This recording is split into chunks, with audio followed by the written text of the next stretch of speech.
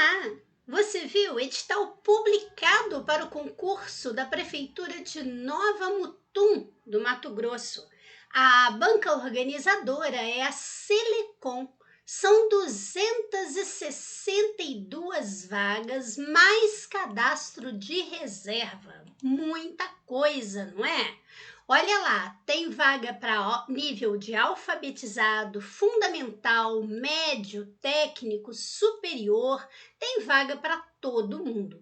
A remuneração vai aí de 1.900 até 13.800. Nada mal, não é mesmo?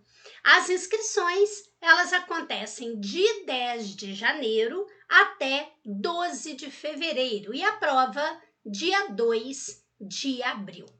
Atenção que você pode dizer, tá longe, mas não se esqueça, quem começa a estudar antes, a possibilidade de passar é muito maior, não é? Bem, muito prazer, eu sou a professora Zezé Barino, eu trabalho há 39 anos com concursos públicos, com a disciplina mais bonita do mundo, que é o português, e também é aquela que mais reprova, porque todo mundo acha que sabe até o momento em que vai fazer a prova, não é verdade?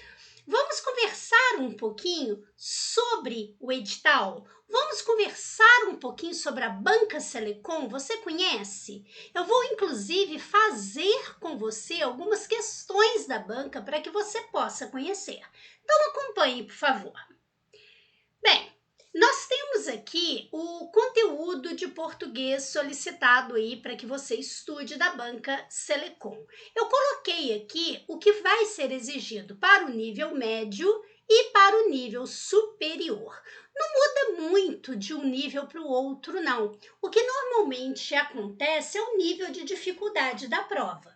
Então, você vai ver, por exemplo, se você comparar os dois aqui, você vai ver que temos a parte textual. Então, temos texto aqui dentro. E diz que é a leitura e a compreensão desse texto. Mas veja que não é simplesmente ler o texto, compreender e marcar a resposta, não. Veja que aqui fala, por exemplo, sobre a tipologia textual. Esse texto é descritivo, narrativo ou argumentativo? Você sabe que tem o texto expositivo. Você sabe, por exemplo, a diferença de um texto expositivo para um texto argumentativo? Então, é muito importante a gente saber isso.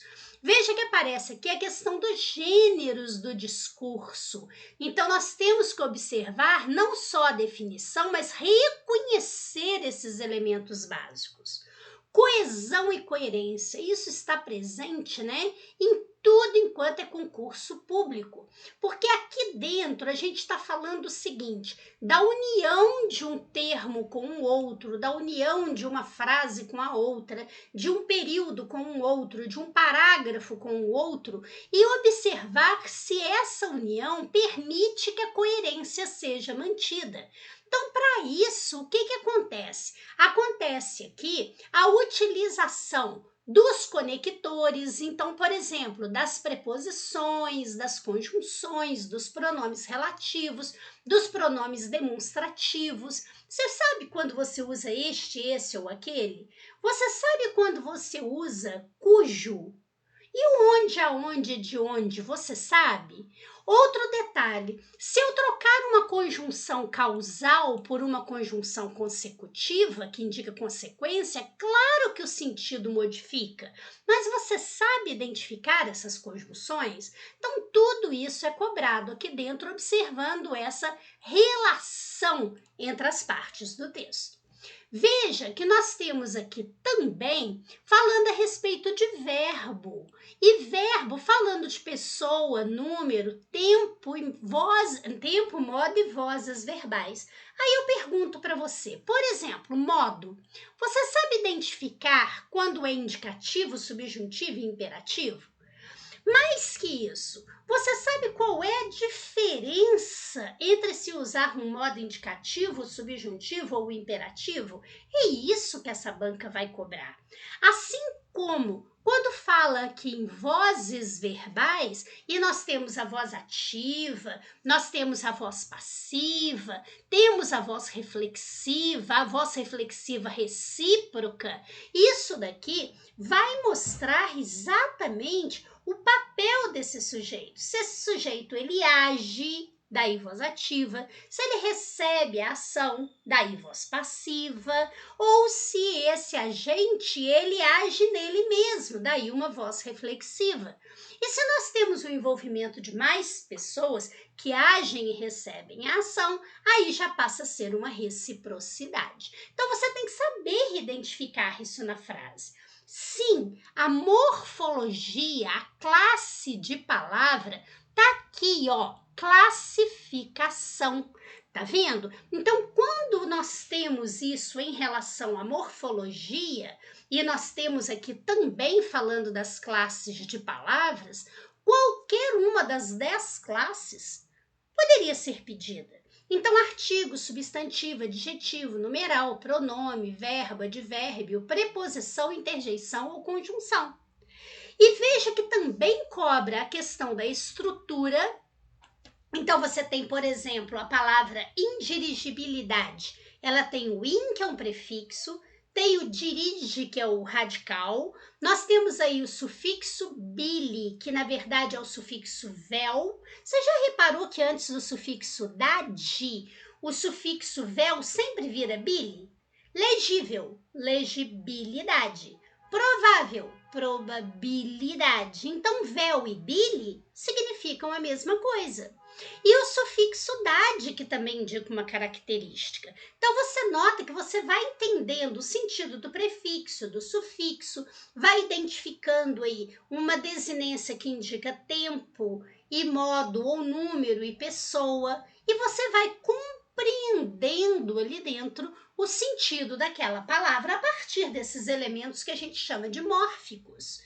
E também temos aqui a formação da palavra. Será que essa palavra se formou por derivação ou composição, por exemplo? Você sabe a diferença de uma para o outro? Quando você fala em derivação, normalmente é a anexação do prefixo ou do sufixo. Então, você tem leal, você forma desleal ou lealdade, ou você forma deslealdade, tá? É lógico que existem outros processos de derivação, mas a composição é quando você une palavras. Por exemplo, ponta com pé e forma pontapé. É quando você une, por exemplo, a palavra vinho mais a palavra acre, que quer dizer azedo, e forma vinagre. Existe o hibridismo, quando você faz isso usando palavras de idiomas diferentes. Então, nós temos muito o que estudar aqui dentro. Você vai observar que aqui está falando, né, das classes de palavras, falando da flexão nominal ou verbal. E veja, falando especificamente dos pronomes, não só o emprego, como as formas de tratamento, como a colocação. Por exemplo, se você usa o pronome o e o pronome lhe, quando você usa o pronome o e quando você usa lhe? Então, existe regra para isso. Agora, este pronome o ou este pronome lhe, ele deve ficar antes do verbo, no meio do verbo, depois dele. Ou seja, próclise, mesóclise ou ênclise, isso é colocação pronominal. E ainda temos a forma de tratamento. Quando você usa vossa excelência e sua excelência, por exemplo. Então, tudo isso nós precisamos estudar. Veja que aqui, ó, ainda falando da questão do amarelinho, da parte de texto lá em cima, aparece a questão das figuras de linguagem. Metáfora, metonímia, hipérbole, eufemismo, antítese, gradação, ênfase. Aí sabe o que eles fazem? Eles pegam uma metáfora, por exemplo, e em vez de montar como metáfora, montam isso como uma comparação, para você achar que é uma metáfora. Você sabe a diferença da metáfora para comparação? Quer aprender agora? Em um segundinho? Olha lá, eu falo para você, ele é um leão. Isso é uma metáfora. Agora, se eu disser, ele é como um leão, tal qual um leão, isso é uma comparação. Viu como é fácil? Pois é, a comparação, esse conector, ele aparece presente. Como, tal qual. Na metáfora, não. Na metáfora, você diz que é. Viu? É assim que a gente tem que aprender, de uma maneira rápida. Tá vendo hipérbole? Hipérbole tem esse hiper aqui, ó, né? Que indica o quê? Super, muito, não é? Então é um exagero. Aí a pessoa fala assim: ela chorou rios de lágrimas. Eu esperei um ano você se aprontar, tá? Então é lógico que não foi esse tempo todo. É lógico que não foi rio de lágrima. Então, nesse caso, é um exagero. E daí por diante, a gente vai aprendendo as figuras de uma maneira muito leve, muito suave.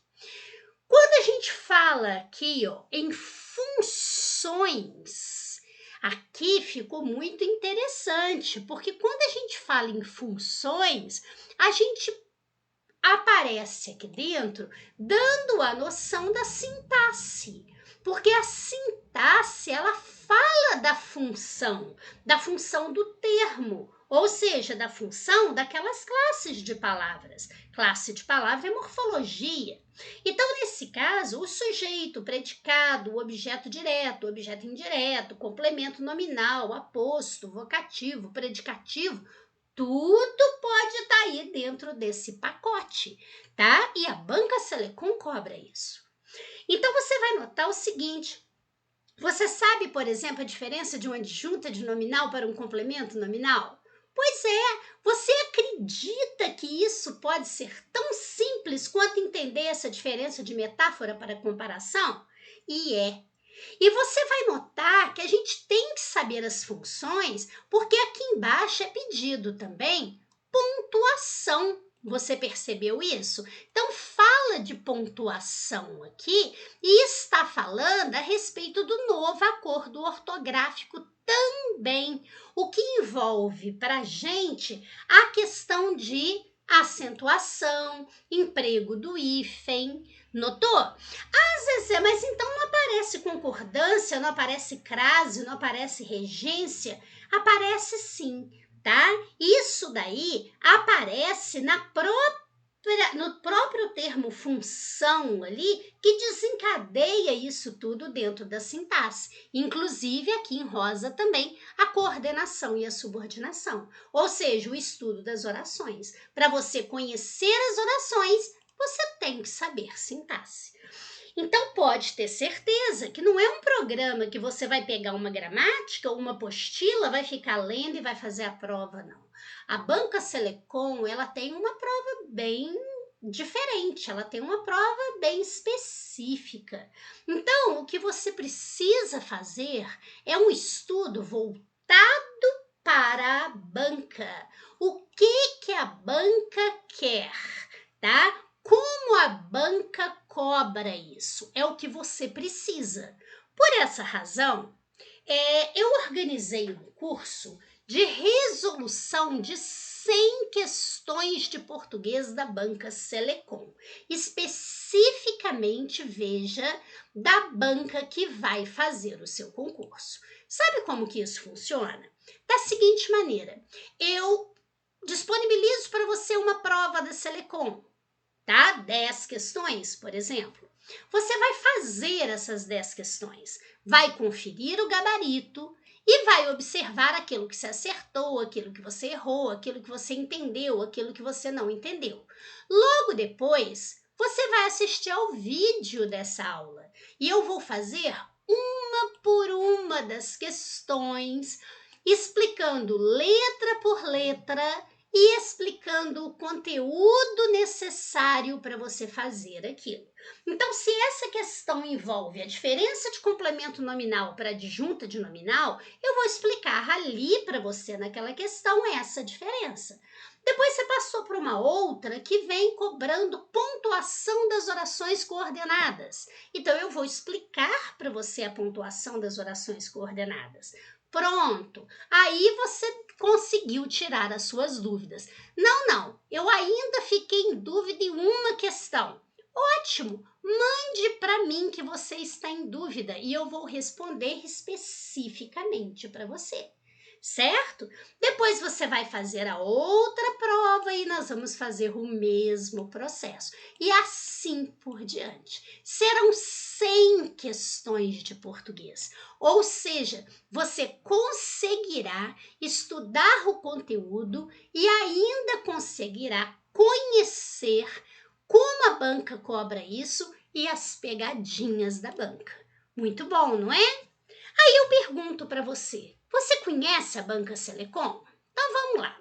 Eu coloquei aqui duas questões para você. Uma, 2022, para engenheiro de segurança do trabalho, uma prova de nível superior que foi aplicada agora, dia 3 de dezembro de 2022. E diz assim: algumas pessoas experimentam uma espécie de nevoeiro cerebral após uma grande refeição. O verbo destacado está conjugado em qual tempo e modo? Então, primeiro, vamos entender a diferença do indicativo para o subjuntivo. O indicativo é aquele modo que indica uma certeza. Então, eu digo para você, por exemplo, eu falo, eu falei, eu falarei. Tá vendo? Quando eu digo isso, é algo para mim certo. Não existe fatalidade na gramática. Se eu disse que eu falarei, é porque eu vou falar. Agora, em contrapartida, o modo subjuntivo é aquele que indica uma incerteza, é aquele que indica uma hipótese, é aquele que indica uma conjectura, termo que a banca adora utilizar. Né? Então, eu estou conjecturando, eu estou imaginando se a situação fosse assim. Então, por exemplo, eu falo assim, ó, que eu fale a verdade no dia, isso é algo que eu vou decidir. Então, eu não disse que eu tenho certeza se eu vou falar. Se eu colocar, se eu falasse tudo que eu sei, então eu não disse, eu não falei que eu tenha dito isso de maneira certa. Quando eu falar a verdade, veja que eu não estou dizendo quando será e nem se eu vou falar mesmo. Então isso não é a certeza. Para começar, a gente já poderia entender por aí. Olha lá, algumas pessoas experimentam uma espécie de nevoeiro cerebral. Então, não está aqui falando de uma hipótese, está falando de uma certeza. Então, com isso, eu já eliminei o subjuntivo. É verdade. E para você identificar o subjuntivo, existem umas palavrinhas mágicas que ajudam, sabe? Pode ser que ela nem venha escrita, mas ela ajuda, tá? Então, o que acontece? Quando eu uso o subjuntivo, seja para gente o presente do subjuntivo, ou seja o pretérito imperfeito do subjuntivo, ou seja o futuro do subjuntivo, a gente usa as palavrinhas mágicas. Então, eu falo, por exemplo, o verbo no presente do subjuntivo, que eu experimente, que essas pessoas experimentem. Viu? Então eu uso o que para poder me ajudar a lembrar como é o subjuntivo. O pretérito imperfeito do subjuntivo, eu uso se. Se eu experimentasse, se algumas pessoas experimentassem. Notou? O finalzinho, ó, é sempre SSE. Igual tem aqui, ó, se falasse, se vendesse, se experimentasse. E nós temos ainda o futuro, que a gente usa o quando. Quando eu experimentar, quando elas experimentarem. Notou? Então você realmente elimina o subjuntivo. Agora, basta você saber se isso é presente ou se isso é pretérito imperfeito. Então você precisa se recordar que pretérito quer dizer passado. Essa frase, ela está no presente, indicando algo agora, ou passado, indicando algo anterior? Eu estou dizendo que algumas pessoas experimentam agora e não experimentam ontem. Notou? Então é claro que isso daí está no presente do indicativo. Viu como você consegue fazer a questão com segurança? Bom, não é? Agora veja o seguinte, uma outra prova também da Selecon 2022, só que agora de nível médio e também é do mesmo concurso, foi aplicada no dia 3 de dezembro de 2022. E diz assim, a frase cujo emprego do acento grave está correto. Zezé, o que é acento grave? É esse que tem aqui em cima no seu nome, ó, Zezé?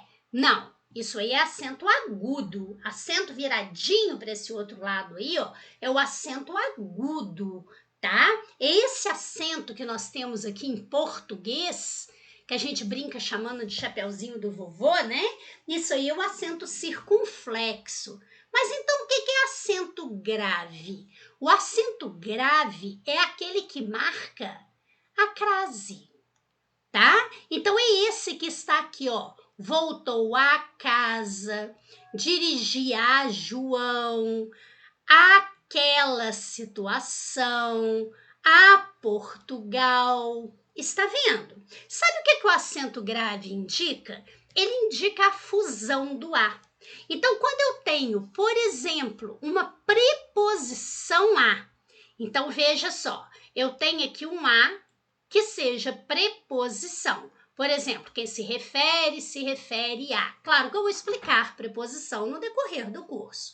E eu uno isso com o a artigo ou as artigo, ou o a pronome demonstrativo, que é aquele que significa aquela ou aquela, se fosse o as, ou o a de aquele, aquela, aquilo. Existe a fusão desses sons iguais aqui. E a gente marca isso com acento grave indicativo de crase.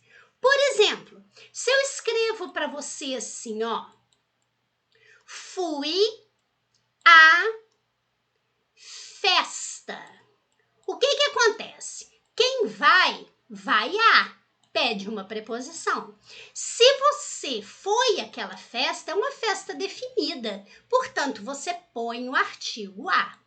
A soma desses dois as, a fusão desses dois as, se chama crase, que é a fusão dos as. E você marca isso com esse acento viradinho para o outro lado, que se chama acento grave. Pronto, agora você sabe o que é o acento grave.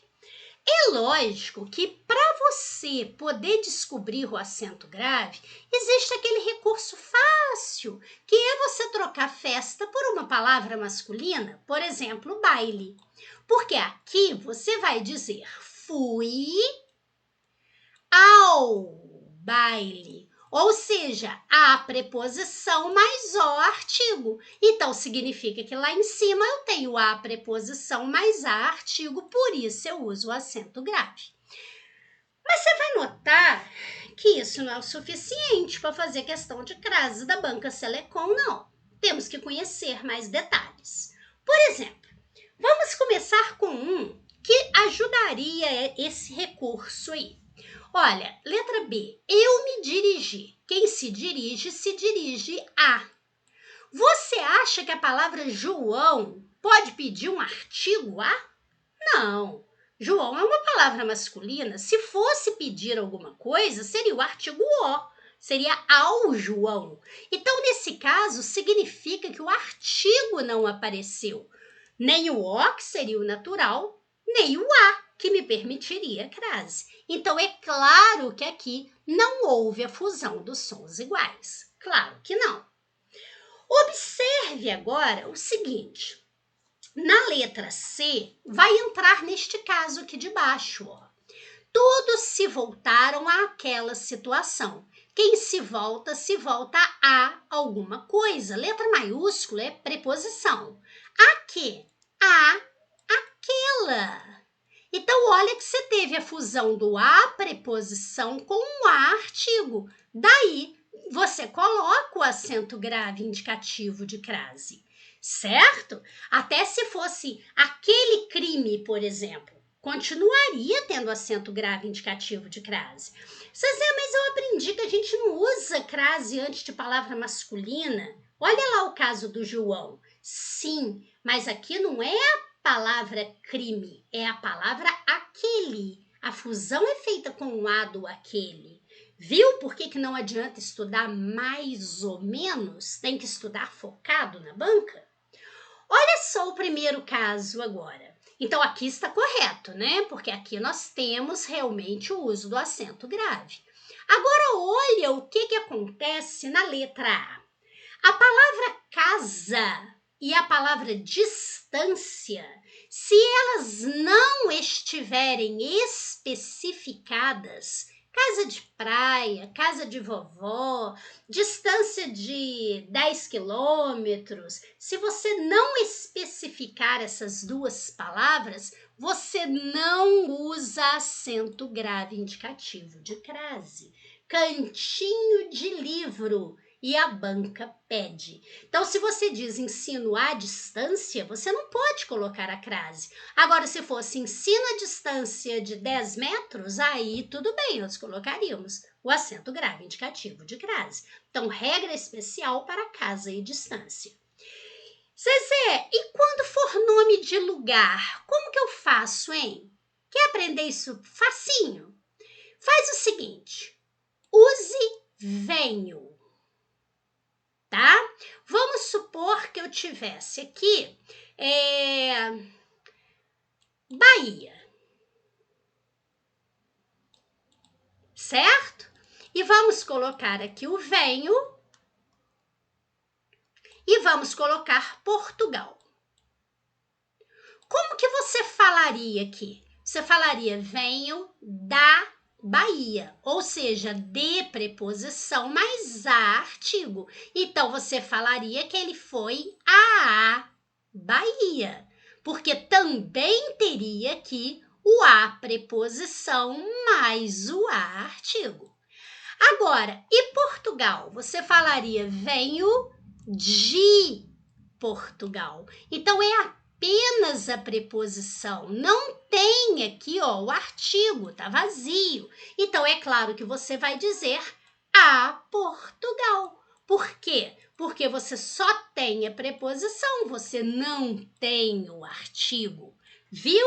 Então, até tem um versinho que ajuda a guardar isso, que diz assim, ó, presta atenção aqui. Se venho da, crase a. Se venho de, crase para quê? Tá vendo? Então, não temos o acento grave indicativo de crase aqui. Agora, e se vier especificado, Zezé? Paris. Venho de Paris. Mas e se eu disser Paris de meus sonhos? Aí eu terei que ler tudo junto, porque vai virar venho da Paris de meus sonhos. Percebeu? Você reparou quanta coisa você aprendeu em 2 questões? Imagine 100. Pois é por isso que eu convido você, né, a fazer aí o curso de português voltado para a banca Selecom. E aproveito também para convidar você a assistir a aula do professor Paulo França de informática, tá? Você vai ficar impressionado como que informática pode ficar fácil, tá? Pelas mãos mágicas do tio Paulo, tá certo? Atenção, que você também pode adquirir a dobradinha por um preço melhor. Você pode comprar português e informática e estudar aí com 2 professores que com certeza conhecem muito o que fazem, tá? E lembro para você que nesse concurso para a área da educação nós temos redação e eu também tenho o meu curso de redação para esse concurso da Nova Mutum. Você vai poder assistir aí ao meu vídeo também explicando sobre a redação, tá? Entre em contato aí pelo nosso WhatsApp, entre no nosso site e você vai descobrir que você pode fazer curso com muita qualidade e por um preço muito justo, muito humano, tá certo? Olha, muito obrigada, fique com Deus. paz e luz para você e você vai estudar com a gente e descobrir que passar no concurso pode ser simples assim. Muito obrigada, até mais!